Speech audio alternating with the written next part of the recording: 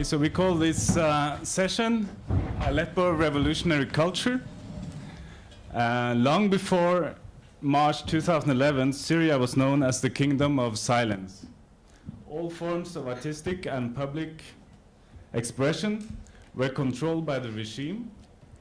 Only those who mastered the regime's censorship rulebook managed to sneak in the subtle message through the many red lines. From the outset of the uprising against tyranny in 2011, public expression and art became a daily practice. Self-expression has been, in essence, the motor of the uprising. The creative spirit of the Syrian people was unleashed by the wave of protest around the country, popularizing art and culture to become as defining phase of the protest movement, a defining phase of the protest movement. I will introduce myself shortly. My specialty has been more like Palestine. I'm an artist and writer who worked with political art mainly, and I teach in avant-garde art, political art, different places, do lectures, etc. With me, I'm super happy to introduce Leila Nachawati Rego. I'm based in Norway and Spain, and my link to her is that I also live in Spain. I started to read this book, Cuando la Revolución Termine. It's still not in Norwegian, it's in Spanish and French, and actually this book was my introduction almost to the Spanish language. So I learned Spanish through reading about the Syrian Revolution. Leila Nachawati is a Spanish-Syrian writer and storyteller. She's professor of communications at Madrid's Carlos III University. She's co-founder of the news portal on Syrian civil societies, Syria Untold, and has just published this novel on citizen mobilizations and the Arab Spring.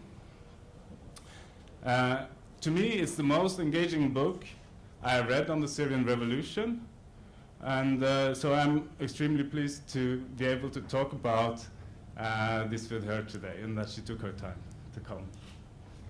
So, Syria and Aleppo is today largely described through a deeply propagandized image, no? And it focuses on sectarianism and a scary image of the Arab or the Muslim. So I wonder how you think we should view Aleppo and what has happened there. And is there another Aleppo and another Syria that we are used to viewing? Thank you so much, Marius. So I'm torn between talking to you, because you're interviewing me, talking to me. It's we also have a lot of we know each other, and it's easy, like we're in the living room. But I also feel like looking at you in the eyes. I'm so excited to be here. I'm so excited to see a space for discussing other issues than statistics and numbers and military operations, which of course they are part of the story. But the story is incomplete if we only focus on those who destroy, and we don't focus on those who build and rebuild and resist on a daily basis. And every time a hospital is bombed, there are instantly people rescuing and rebuilding and healing. And that should be part of the story, because if we alienate that, then we alienate the future of Syria. It is such a responsibility that someone is learning Spanish with my novel. It is not an easy reading. It is quite dense, but I guess he likes this vocabulary about uprising and civil society and art and civil disobedience. So I guess it was easy for him to swim into that. Thank you so much, Space. Thank you, Morhabs.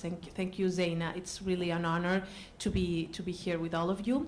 And yes, so there is a narrative that we are all aware of, I think, where Arabs are inherently violent, they're tribal, they fall to their primary instincts, and they're meant to fight each other, right? So that is easier than acknowledging social issues, economic, political, cultural, that is easier than thinking that people everywhere have the same aspirations, right? So we tend to see a story only on identitarian, religious, sectarian language. But then if we look at the culture that Syrians have created since 2011, what we get is a universal story, full of universal touches, nuances, values, and I think we can show maybe the first photos. So how familiar are you with Picassos Guernica? Yeah? So it's like probably the best known image of war and destruction and barbarism that comes of war and bombing civilians. So Syrians are very close, like Guernica is very close to their hearts. And they have this constant metaphor that Guernica in the 20th century and now Aleppo in the 21st century. Just like we had Guernica, now we have Aleppo. And they say Aleppo is our Guernica. So it's much more universal than it is only local issue. And they're very aware of the universality of their demands, and they manifest this in all their cultural expressions. There's a very local factor because it's Syria, but it's very universal, global in its nuances at the same time. Yes, so this is an article by Ahmed Idris, and it says, Aleppo is our Guernica, and some are cheering for the, I don't know how you pronounce this, Luftwaffe? Luftwaffe. So the understanding of the Arab world is so limited, so viewed in sectarian lines, that a big part of civil society in the world, many of them aligned with left ideology, have failed to see how universal this struggle is, and they are cheering for those who are bombing civilians. So this is the response by civil society. We are Guernica, and many of you are cheering for those of us who are bombing us. And to the point that Syrian artists have remixed the Guernica painting, and you can see the face of the dictator there. You can see how it has been remixed and adapted to reflect the Syrian reality, but taking Picasso's Guernica as a symbol. This is actually, there's many versions, and this is actually a Spanish version again. That is reworked all in one more time. Yes. Yes. And the Guernica was also the first experiment in carpet bombing by the Luftwaffe. That's why it's also a parallel historic, no, about the form of warfare that's being done against the civilians. Yeah. So there's a special day today as well. Yeah. I want to mention that. So it's been 7 years since people took to the streets to demand rights and freedom and justice. It seems like we have forgotten already. It seems like we forget where things came from, right? And we are lost in this image of people killing one another, but we don't know the roots, we don't know the causes, we don't know why and what happens, right? And the story is very incomplete if we don't know why we are where we are. If we just know the consequences, but we don't know the causes and the questions that really led to this situation. So if we go to Syria today there's a celebration called Syrian Day of Rage. You can find it anywhere on social media, Syrian Day of Rage. And it's Syrians everywhere in the country where there's some sort of room for demonstrating still, in Idlib and different parts of the country, especially in the north, demonstrating for freedom, justice, and dignity. So we keep hearing this sectarian narrative while Syrians keep repeating, we still want freedom, we still want justice, we still want dignity. And we don't want to choose between the bearded dictatorship and the suit and tie dictatorship, right? We took to the streets because we wanted something else, because we wanted freedom, justice, and dignity. And of course, these are not European values. These are not Western values, and it is very Eurocentric to think that they are, and that Arabs need an iron fist to control them from killing one another, when it's actually everyone is pressing the right buttons for people to kill one another, and people took to the streets to demand freedom, justice, and dignity. So people everywhere in Syria today, Syrian Day of Rage, they're demonstrating to remind the world, what is it that they want? What is it that they want? And they even demonstrate in Aleppo. I saw Yes. images from Aleppo today. So imagine a devastated country, devastated city, where people are still taking to the streets and asking for freedom, right? Mm. Can you So- read maybe this quote? Yeah, this is going back to 2012. The more war you bring upon us, the more art we will bring upon you, says the artist group Artist Peace in 2012. You can maybe explain a little bit of the setting, what was happening in Syria at the time, in Aleppo at the time that I will show this video. It's a demonstration from 2012, and you can explain it. Mm-hmm.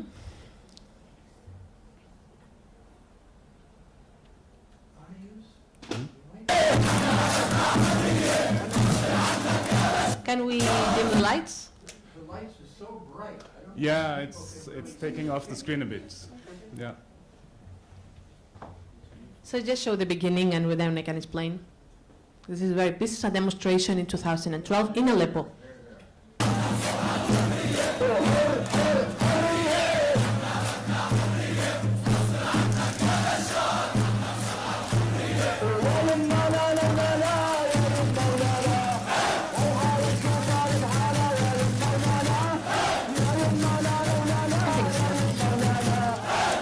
So see, you can see how music and very creative response to what was a 50-year dictatorship was since 2011, and how art and creativity permeated every act of daily life.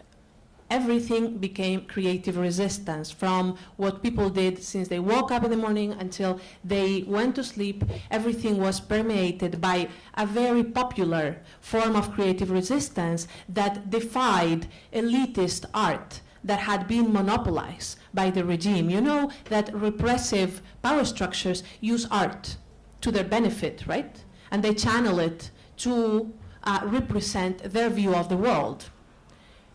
But then when this wall of silence falls, then everything explodes in very unexpected ways. And this renaissance of art and culture happened all throughout the Middle East and North Africa, and very particularly in Syria. Why? Because Syria was the most repressed. It had been silent for so many years that it needed ways to vent, from the walls to the floors to the songs to very popular daily life forms of resistance. We can tell more about this, but I don't know if you want to show that, Marius. I will show an example of one of the groups that were working while you can explain the setting that they were working on. No, here it is. Sorry. So this is a creative action made of CDs, old CDs, because they had nothing else during the siege. So they used old CDs to create this collage mural and cheer the people who were in the streets with this colorful. Maybe you can show the result. Yeah, I can just skip a little bit and you see the process. It's all compact discs, no?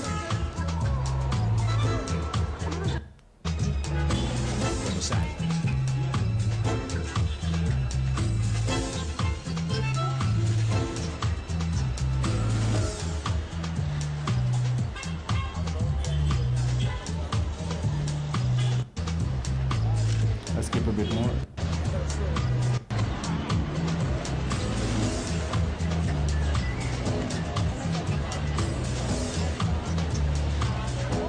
this is at the same time that Aleppo is being bombarded, no? And before you wouldn't see any of these kind of things in the streets, as No. far as I understand. Yeah. No. So that quote that Marius mentioned, Syria was the kingdom of silence, was pronounced by Riyad Turk. He was a Syrian communist, and unlike the official communist party, he was repressed by the regime, put in prison for most of his life. And he said, we want Syria to stop being the kingdom of silence. So this is a sentence that has been used by people, and of course, and of course, the power structures have used everything they have, but everything they have is violence. Everything they have is the power of force, the power of bombing. They have no arguments to convince people. We have this very well-known sentence in Spanish by poet Unamuno and philosopher Unamuno, who was key during the Spanish Civil War, and he said, you will vince, you will win, but you will not convince. It sounds better in Spanish, right? You will vince, but you will not convince. Go on. So yeah, so this is something that Syrians have very clear, and the world doesn't seem to see so clearly. They see Assad and ISIS, Daesh, as two sides of the same coin of terror. And this is an image that is consistent in every artistic expression of Syrians since ISIS was born, which was not in the beginning. In the beginning, it was all peaceful demonstrations, and the regime pressed every key possible to radicalize demonstrations and make them seem as extremists to the world, because the world would prefer a dictatorship that's friendly looking to the West than a birded dictatorship. So only with a barbaric enemy they can actually stay in power. So this is something that Syrians constantly represent in their artistic, cultural manifestations, right? Assad and ISIS are two sides of the same coin. It's a very simple message. We want freedom, justice, and dignity. We don't want either side of tyranny. Do you want to say anything about this group, or? Is this الشعب السوري عارف طريقه? Keshmalek. This is Keshmalek, which is a group that has been working in Aleppo, and they have been working a lot in education.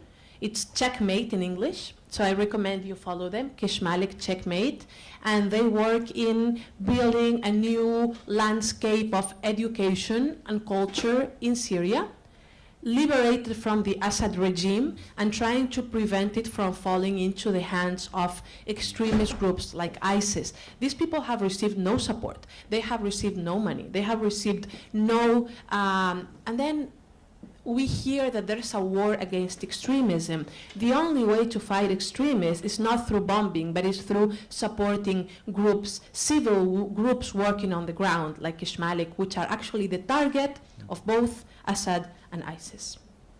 Yeah. So, other examples of creativity of people under war, under siege. So this is actually not from Aleppo, but in the setting it works well. I'll show the link as well. It's really a beautiful example, I think, of creativity. This one. This is a man who makes beautiful aircraft from missiles and artillery. So it's like turning death into art, into life, into beauty. And he says he does it for his daughter, who's actually sitting in one of the, if you go up. I'm trying. It's a bit strange, the internet here now. Yeah. But if you, there's another photo up there that shows. Here it's a slideshow here. Yeah.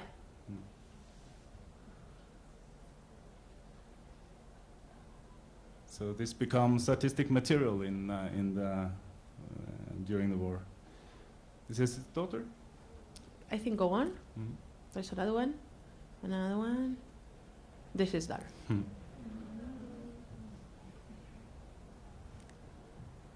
Yeah, that's okay.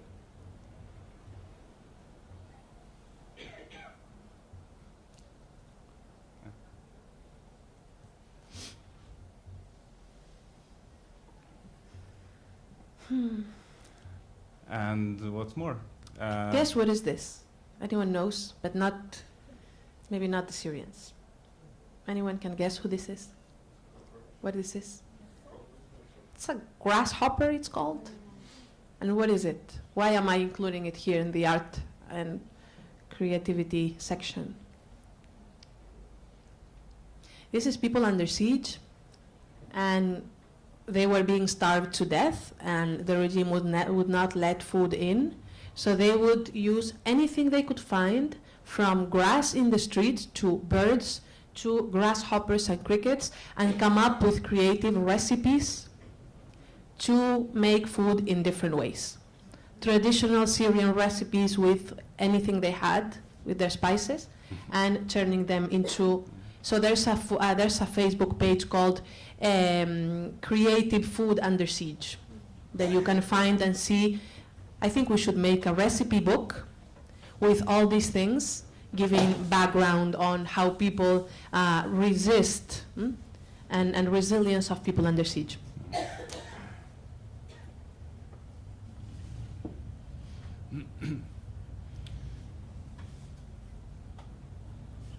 I'm sorry about the internet, it's a bit slow here.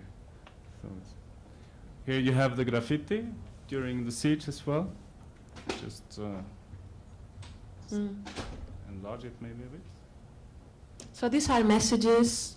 You know, like we said, Aleppo is Gernika, Aleppo is Srebrenica. So they were forced to flee the city, or they would be killed. So when the regime reconquered the city, right? I'm surprised when I hear that Aleppo was liberated, right? Liberate comes from Latin, liberation, it means freedom, right? So what kind of freedom comes back when a fascist structure that has destroyed the country comes back, right? So it's reconquering, it's not liberation. So these are messages that people left in the graffitis of Aleppo. We will be back, and I fell in love in this city, and I promise we will be back, my love. And messages like that all through the walls of Aleppo before the Assad forces took the city again and forced people to leave.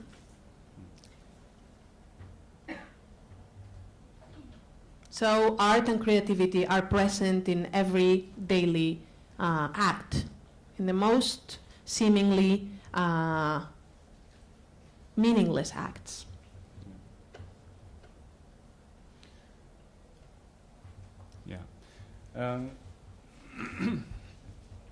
You mentioned this Kingdom of Silence, no, by Riyad Turk.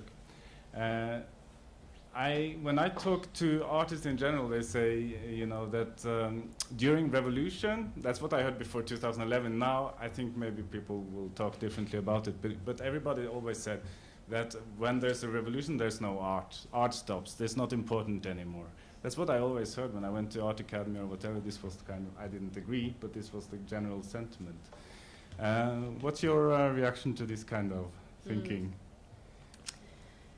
I'm not an art critic, but I'm also very, I have a strong reaction to what I perceive as elitist relationship with art and culture. Culture and art should be of the people, right? It should not be remaining in iron towers and academics. And so I really think this is the purest and most authentic form of art when it's owned by the people, and it doesn't serve a power structure, but it comes from the guts of civil society. So this is a group of artists called Syrian People Know Their Way, الشعب السوري عارف طريقه, and they came up with like very powerful forms of art that then made it into graffiti in the Syrian walls, and they represent a very modern 21st century, yet very connected to the history of the region. So they connect Syria and Palestine,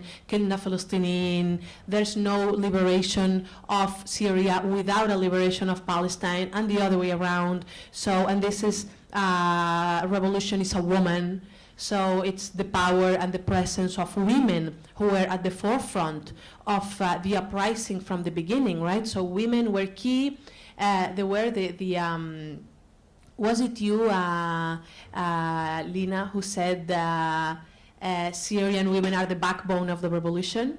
I don't know if you wrote this or another one of our colleagues wrote that Syrian women were the backbone of the revolution. And then as the revolution got militarized, then women started occupying different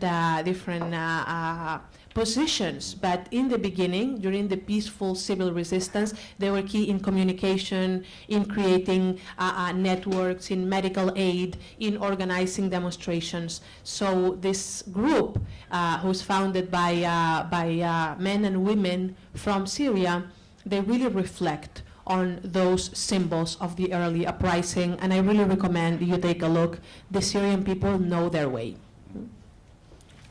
And here you see repeated, ISIS and Assad are one, no? It's the same kind of message. Go back, I think they wanted to take a picture of the Assad-ISIS one. Okay.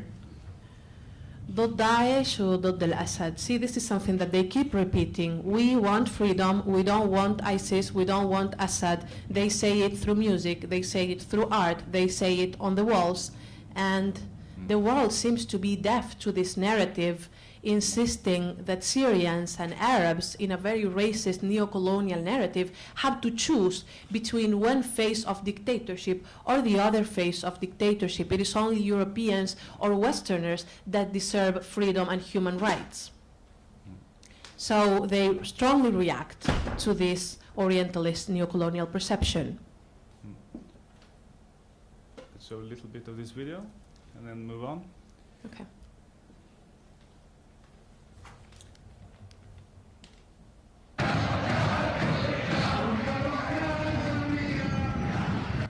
So they're making the flag with, they're making the colors of the flag within the demonstration, music, different actions, different. Did we talk about the fountains? No, not yet. No, we come to it, no?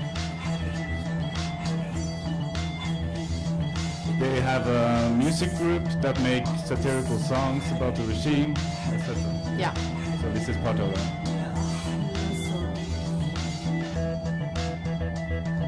It's an enormous amount of examples, which is really good to see. You can move on if you want.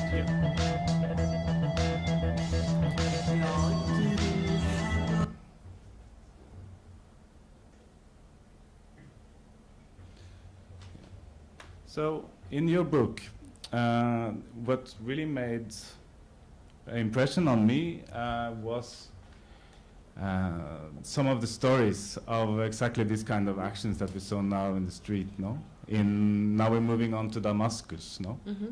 And could you tell some of these actions that were done by normal Syrians? Yeah, so all throughout the country, this one was in Damascus, but these civil disobedience acts happened all throughout the country. So imagine a country where no form of civil society organization was allowed. It wasn't like Egypt. Egypt had trade unions. They had some sort of civil society organization. Everything was not so controlled as it was in Syria, where civil society was absolutely de-articulated. I mean, nothing was allowed to be formed since the Hama uprising in the 80s. So imagine from one day to another, the whole region developing forms of civil disobedience that are so universal and that we don't normally associate with the Arab world. So this is an initiative that Syrians organized, an action, an intervention, when the Syrian regime was reacting by torturing and killing demonstrators, peaceful demonstrators. They came up with this initiative, like they dyed red. They dyed the fountains, all the fountains of the city in red. So the next morning, the authorities wake up to a city where every fountain is red, symbolizing blood, and they don't know what to do about it because it takes a while. So they get extremely anxious, and there's photos of policemen running and trying to remove the water with their hands. So it's like you see the crazy reaction of power authorities with something so harmless as an artistic intervention. There's another one that's the ping pong balls, where activists would go to the top of the hill and throw ping pong balls with messages like, we want freedom, please leave the country, it's your turn, go, we want justice, and they would throw hundreds of ping pong balls from the top of the valley, from the top of the hill, to the center of the city. So then you find the city in the middle of the day full of ping pong balls with messages for every bystander to see them. And you see you see the policemen running after the balls like they're the devil and hitting the balls, you know. You see the impotence of the authorities when people are actually expressing themselves in such harmless way. It is harmless, but the word freedom in any of its expressions is a taboo, and was a taboo for decades in Syria. There was also this cassette player. Yes. That I remember well. Yes, so they would go to different buildings and leave a cassette player, a CD player, and then play it at the same time with a remote control, and it was, go from the country, we don't want you anymore, Yalla irhal ya Bashar, right? So it was a protest song, and then they would press the button, and the song would play in every corner of the city at the same time, and the authorities were driven crazy, because where are these voices coming from, right? It's like millions of people singing at the same time in every square, and it was just actioned by a remote control CD. It was very creative, very witty. And they even showed it on national television as Yes. evidence of terrorism, the cassette Yes. player. So the cassette players were terrorists singing, yes.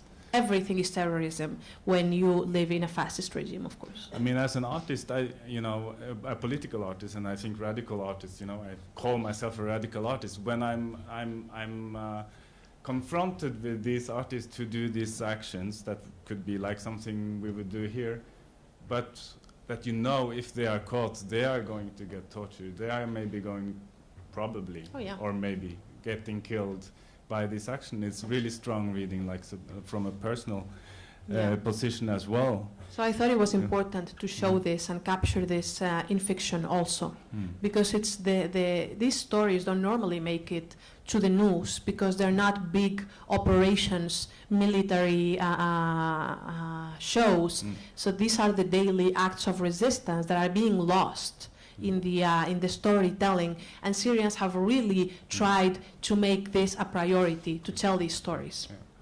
I'd like to move on then to your other activity, which is, among many, where you write for Syria Untold, which is a really interesting project, and you have been focusing on a little village called CAF Ramban.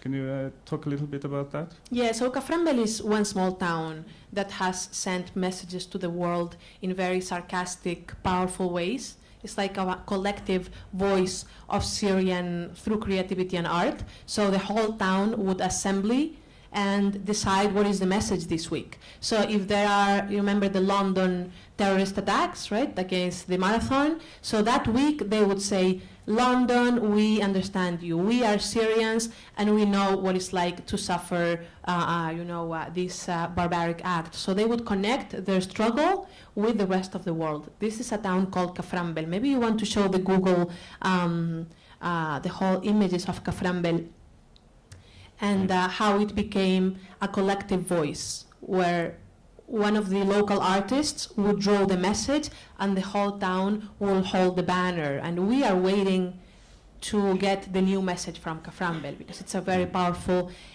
Syrian narrative. Nobody seems to be listening to Syrians, but Syrians are speaking. They're speaking loud and clear from within the siege. And there are like hundreds, may I say thousands, of banners from CAF Ramban at this point. Maybe, I don't know, show one of them. You choose, Marius, one that you like. I like all of them. But I think this that I showed first is really powerful. I mean, it's, or this one, this is really beautiful. Okay.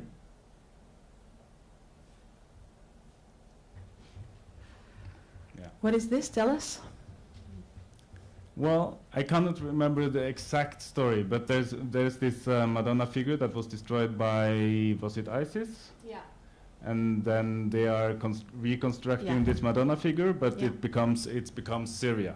this Yeah. Madonna figure. So how the it's Syrian interesting. uprising wants to keep the heritage of, you know, Christian and all religions and diversity, and they are against the barbarism of those trying to destroy that patrimony. Yeah. So I really recommend you check CAF Ramban, and you will find lots of stuff. Maybe, Marius, do you want to show Syria Untold for a minute? Because we were so worried that now when you go to YouTube and you go to search engines, a lot of the initial work, demonstrations from 2011, 2012 have been deleted, right? Really? It's like they're devoiding us of the present and the future, but they also want to erase the memory. Memory is key. Memory is what we're here for, because we want to move on, but we cannot move on without really preserving the memory of how we made it to this point, right? So we decided to create this archive, a group of Syrians from within the country and abroad, called Syria Untold, where we collect all the pieces of art and culture from 2011 until now. We have a map where we map all the different initiatives.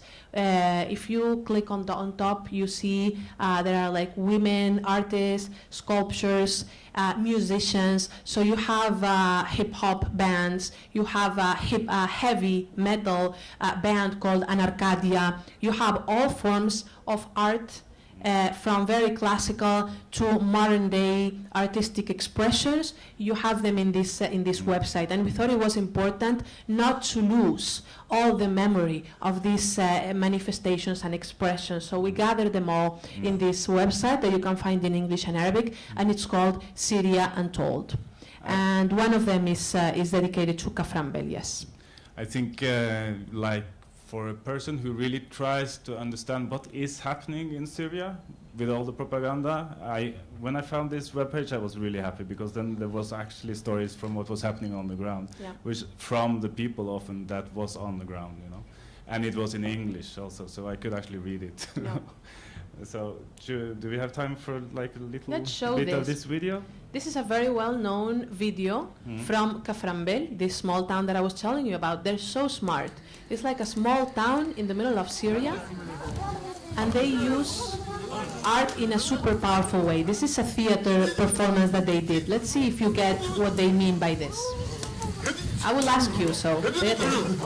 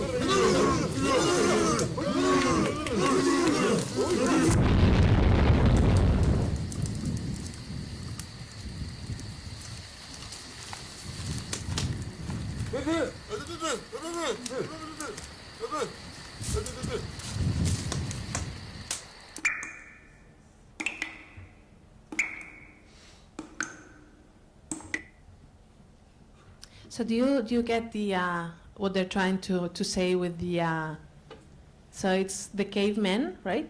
They're portraying themselves as the cavemen, like the world may see them, like they're just tribal creatures. And when they're shot, it's okay. When they're bombed, it's okay. When they're tortured, it's okay. And then there's a chemical attack, and that's a red line.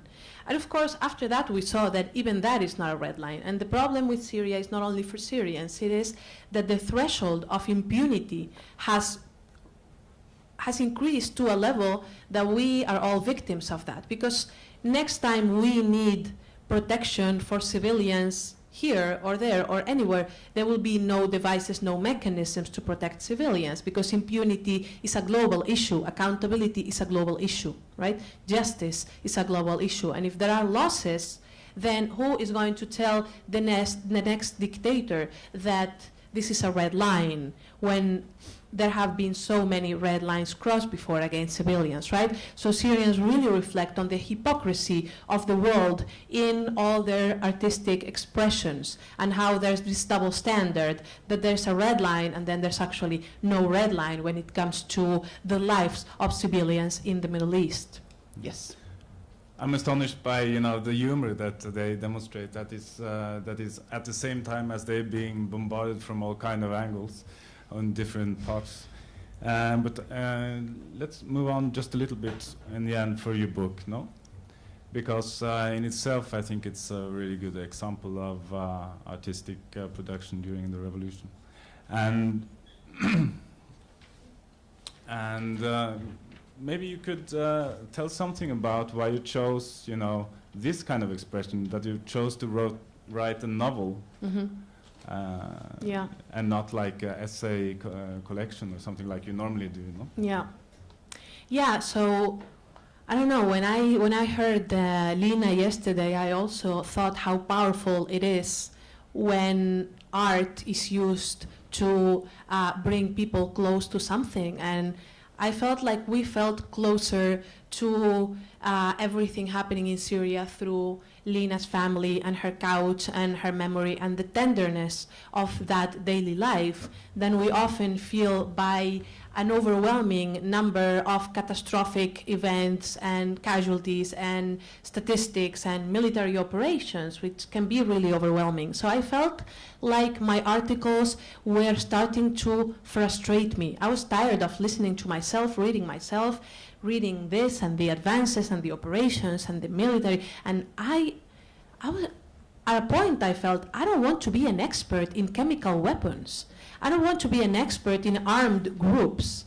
I don't want to be an expert in who is connected with who in each territory, and I was really frustrated, and it became very traumatic to even write in the form of article and essay, because you need to be somehow a little detached, right, and analytical, and this was a very therapy. It was therapy for me. It was a healing process to write in the form of fiction, to allow myself to really let all these stories that I heard be told through themselves. So I really didn't have to invent or make up a lot. It was basically the stories that I heard from people, from friends, from family, that I just wanted to somehow articulate in a way that made sense. So I used a group of friends, young, from Syria, from different parts of Syria. One of them is of Kurdish origin,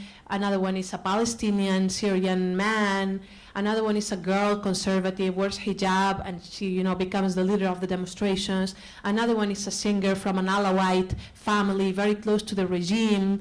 And they all agree on one thing, that they want justice for their country. So the divide in Syria, and you have mentioned this before, speakers have mentioned this before, the divide is not so much religious or ethnical as it is the status quo. Some people wanting to change the status quo, some people not wanting to change the status quo because they benefit from it and they have a lot to lose. So they want things to stay the way they are. And there is no dictatorship that survives for decades without a lot of people benefiting from it. Not in Spain, not in Syria, nowhere. There's always, when I hear, yeah, but some people support, of course. How can there be a dictatorship that survives without making sure that a lot of people benefit from this power structure? So the divide in Syria was between those who wanted to change the country and those who wanted to remain the same. And in those two groups, there were Syrians, Palestinians, Kurdish, Christians, Shia, Alawite. That was not the divide. Again, the basic divide was change or we want to remain the same. We prefer what we have to the possibility of a change. So I really thought that only through fiction I could create the empathy. And I felt that empathy was lacking, that people saw Syria increasingly more as a sectarian story, not people who wake up in the morning and eat and take their family to school and fall in love and dance and live and worry and very universal aspirations. So I thought that fiction was actually the only way to convey this at this point. Yeah, I think that it becomes very clear that both ISIS and Assad regime has this tactic to divide and conquer, of divide and conquer that they probably learned from the colonial powers in the beginning. And that it seems that actually just normal culture, to actually create normal culture and artistic creative processes seems to be to them a threat. Yes. And that people are actually really tortured, etc., just because of this, Yes. Do you want to say something about that? Yes, no, it's just that, it's very important to remember that peaceful activists were the main target of the government, the regime, and then of extremists. They were not after the armed groups. They were not after the extremists. They released the extremists from prison, and they targeted people like my friend, Basel Safadi Khartabil, who was the founder of Creative Commons Syria. He was an artist. He was working on a 3D project to rebuild Palmyra virtually and make sure we have an archive of what was in Palmyra before ISIS destroyed it and the regime destroyed it. So those are the people who actually pose an alternative, the people who actually want a Syria without the dictatorship, with diversity. Those are the people that both extremes targeted. Why? Because if you maintained there's no alternative, then people have to choose, the world has to choose between Assad and ISIS, and the world would choose Assad, right? So only by feeding both extremes, they can perpetuate this power structure.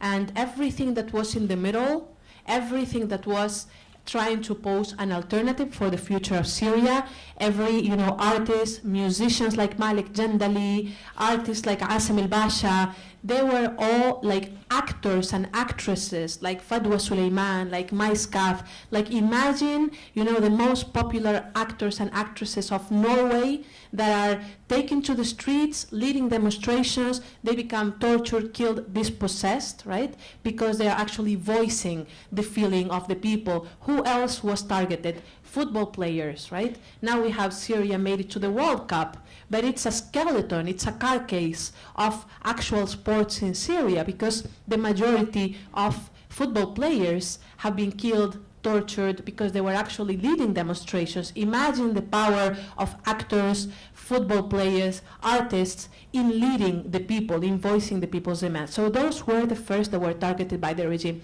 That is why it's so important that they are winning the war, but at least they don't win the narrative. They don't erase the memory. They don't delete the history that a peaceful Syria is actually possible. I want to end with a question. The title of your novel is Cuando la revolución termine, which means something like when the revolution is over. Yes. It is an open title, isn't it? Yes, so the revolution is never over, right? We don't ever want it to be over in general, by and large, but it's actually a declaration of intentions also. It's like Syrians, when they took to the streets, and also Egyptians and everyone in the region, they put their lives on hold. And whenever you asked a friend, when are you getting married? When the revolution's over. Now we have a revolution to make. When are you finishing your degree? When the thawra, right? When the revolution is over, because now we are married to the revolution. Now our priority is the uprising. Then, when we have a better society, then we can get married, then we can finish our endeavors and continue our life. So many of us feel like we have our lives on hold, and this hold is becoming, too long. It's like, what is after? Like, the old structures don't disappear, but the new life that we hoped for is not there yet. So we're in some sort of limbo, and this title reflects on this kind of limbo, this future that never ends and never really comes. And it's also a futuristic projection.